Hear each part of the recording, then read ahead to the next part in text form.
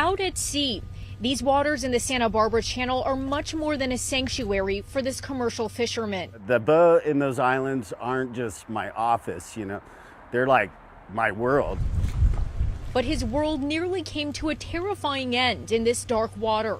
Scott Thompson was on board his old blue boat called the Miss Grace, trying to clear his mind after the death of a close friend, when he made one big mistake. And I've literally thought about it 100 million times, like, what if I fell off my boat and the boat was in gear? And he went overboard at night into the ocean. And then I looked up at the sky. I'm like, really? Really? This is how I'm going to die. Scott immediately realized he couldn't catch his boat, which was in gear and quickly drifting away.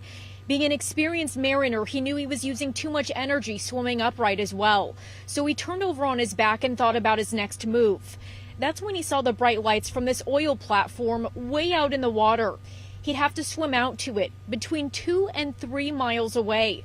He told himself it was his only chance at survival. And I just had to keep telling myself, yes, you can. Yes, you can. You can do this. And then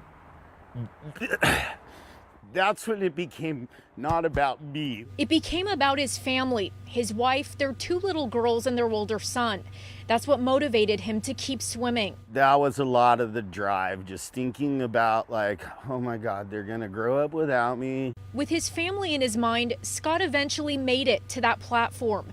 But he developed hypothermia along the way from his exposure to the cold water. It was 52 degrees that night. Captain Carson Shevitz runs Towboat US Ventura, the maritime rescue company that eventually recovered Scott's boat. He says it's incredible that he survived the conditions, especially because he went overboard wearing shorts and a t-shirt. And it was even cold for me.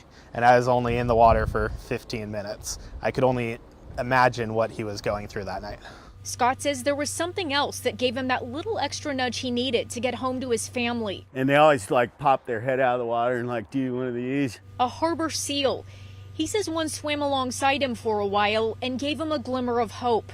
But that's when I was like, wow, I'm actually getting closer to this thing. I'm gonna pull this off. And then he was gone. Scott found workers in that control room on the oil platform who called the Coast Guard in to finish the rescue. Yeah, Coast Guard, we have an individual that came up on the platform. After a lot of reflection, he thinks it was more than just his experience in the ocean that helped him make it back to land. I just looked up at the sky and I was like, God, will you please just take care of my family? And that's all I asked. And then the next thing I know, there I am at the oil derrick. And it's like, whoa.